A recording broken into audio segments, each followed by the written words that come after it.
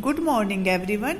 Today we will continue fourth chapter of economics, features, problems and policies of industries. ठीक है, इससे पहले हमने इंडस्ट्रीज के बारे में पढ़ा था कि इंडस्ट्रीज क्या होती हैं और उनका महत्व क्या है, उनकी इम्पोर्टेंस क्या है. ठीक है, आज हम करेंगे industrial policy. Time to time है वो गवर्नमेंट है इंडस्ट्रियल पॉलिसी बनाती रही है. क्यों बनाई है? ताकि इंडस्ट्रियल डेवलपमेंट हो सके. ठीक है, औद्योगिक विकास हो सके, इसलिए गवर्नमेंट है वो time to time industrial policy बनाती है. अब देखो, जो फर्स्ट इंडस्ट्रियल पॉलिसी थी वो थी 1948 में बनी थी, सेकंड 1956 में, थर्ड 1980 में और जो फोर्थ इंडस्ट्रियल पॉलिसी थी वो 1991 में बनी थी. तो वन बाय वन हम इनको डिस्कस करेंगे. First of all, main features of industrial policy of 1948. 48 का मतलब है कि जब हमारा इंडिया है वो आज़ाद हुआ था, तो उस टाइम पर कृषि भी अच्छी नहीं थी, उद्योग है वो ना के बराबर थे. ठीक है, तो उस टाइम गवर्नमेंट ने कौन सी इंडस्ट्रियल पॉलिसी बनाई थी? उद्योगों को ऊपर उठाने के लिए गवर्नमेंट ने क्या किया था? Main features of first Indian policy are as follows. इसको फर्स्ट इंडियन इंडस्ट्रियल पॉलिसी भी कहते हैं क्योंकि ये पहली थी, क्योंकि 47 में तो इंडिया आज़ाद हुआ था और 48 में ये इंडस्ट्रियल पॉलिसी बनाई गई थी. तो सबसे पहले क्या किया गया था? क्लासिफिकेशन किया गया था इसका. लार्ज स्केल इंडस्ट्रीज वर क्लासिफाइड इनटू 4 कैटेगरीज. ठीक है, 4 भागों में बांटा गया था उसको. पहला है public sector. In the first category were included such industries as were to be exclusive state monopoly. ठीक है, example manufacturers of arms, ammunition, atomic energy, railway. ठीक है, इसमें क्या था? Public sector. देखो बेटा, 2 सेक्टर होते हैं. एक होता है पब्लिक सेक्टर जो गवर्नमेंट का होता है, जिसको हिंदी में हम कहते हैं सार्वजनिक क्षेत्र. ठीक है, और दूसरा होता है प्राइवेट सेक्टर. तो प्राइवेट सेक्टर किसी निजी व्यक्ति का होता है, उस पर गवर्नमेंट का अधिकार नहीं होता. कुछ ऐसे होते हैं जो दोनों मिलकर चलाते हैं, पब्लिक और प्राइवेट दोनों मिलकर चलाते हैं, उनको फिर कंबाइंड सेक्टर बोला जाता है. तो पब्लिक सेक्टर में या सार्वजनिक क्षेत्र में क्या क्या था? अस्त्र शस्त्र थे. ठीक है, अणु शक्ति थी और रेलवे परिवहन, इन सबको इंक्लूड किया गया था. और ये सारी चीजें हैं वो किसके अंडर होती है? गवर्नमेंट के अंडर. हम और आप है वो रेलवे है, एटॉमिक एनर्जी है, ये चीजें नहीं बना सकती, ये पावर हमारे पास नहीं है, ये सारी गवर्नमेंट के पास होती है. Second is public come private sector, सार्वजनिक और निजी क्षेत्र. मैंने आपको बताया था कि कुछ क्षेत्र ऐसे भी हैं जिस पर निजी और सार्वजनिक दोनों का अधिकार होता है, तो उसको हम कहते हैं पब्लिक कम प्राइवेट सेक्टर. ठीक है, in the second category 6 main basic industries were include coal, iron, steel, aircraft, manufacture, ship building, mineral oil, telephone, cables, industry manufacturing, wireless accessories. ठीक है, ये सारी चीजें हैं वो किसके हाथ में थी? प्राइवेट सेक्टर के. न्यू दोनों के हाथ में थी, प्राइवेट और पब्लिक के.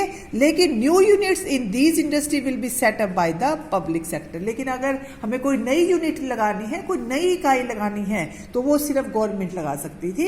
ये जो सारी चीजें हैं, aircraft, manufacture, ship building, mineral oil, telephone, ये दोनों इन चीजों पर है वो दोनों का अधिकार था, दोनों मिलकर बनाते थे इंडस्ट्रीज में. लेकिन अगर कोई नई यूनिट लगानी है तो उसका अधिकार सिर्फ किसके पास था? गवर्नमेंट के पास था या पब्लिक सेक्टर के पास था. Third is controlled private sector या नियंत्रित निजी क्षेत्र. इसमें है वो 18 इंपोर्टेंट इंडस्ट्रीज है वो सम्मिलित की गई थी. कौन कौन सी थी इसमें? Tractor, motor vehicle, heavy machine, tools, heavy chemicals, cotton textile, power, cement, sugar, paper, shipping, minerals. ये 18 इंपोर्टेंट इंडस्ट्रीज हैं वो प्राइवेट सेक्टर के हाथ में थी. These industries will remain continue in the private sector but subject to overall state regulation and control. देखो, इनको बनाती तो प्राइवेट सेक्टर था.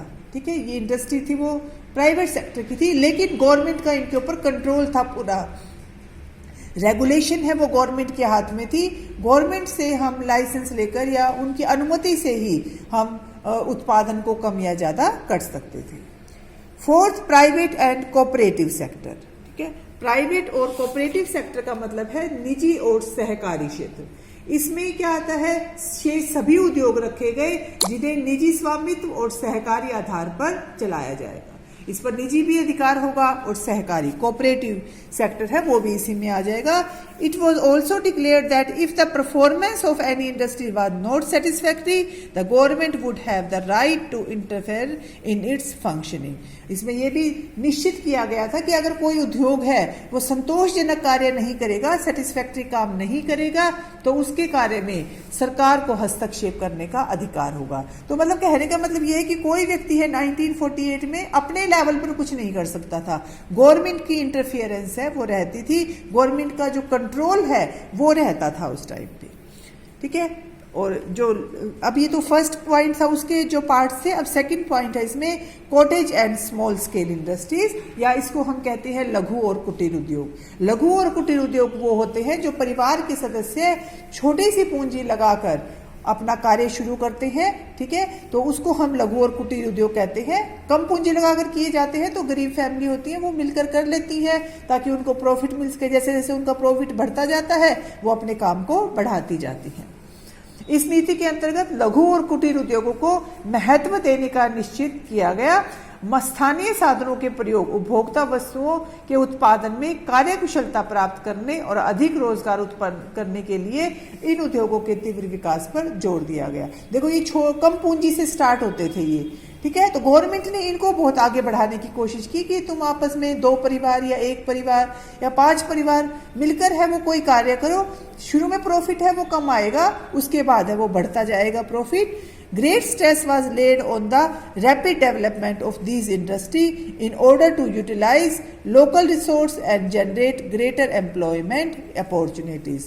ठीक है, ये क्यों शुरू किए गए थे कि जो घर में लोग खाली बैठते हैं उनका टाइम भी पास हो जाएगा, वो किसी काम में भी लग जाएंगे और उनको उनके हाथ में है वो मनी पावर भी आ जाएगी, फाइनेंशियली वो स्ट्रॉन्ग हो जाएंगे।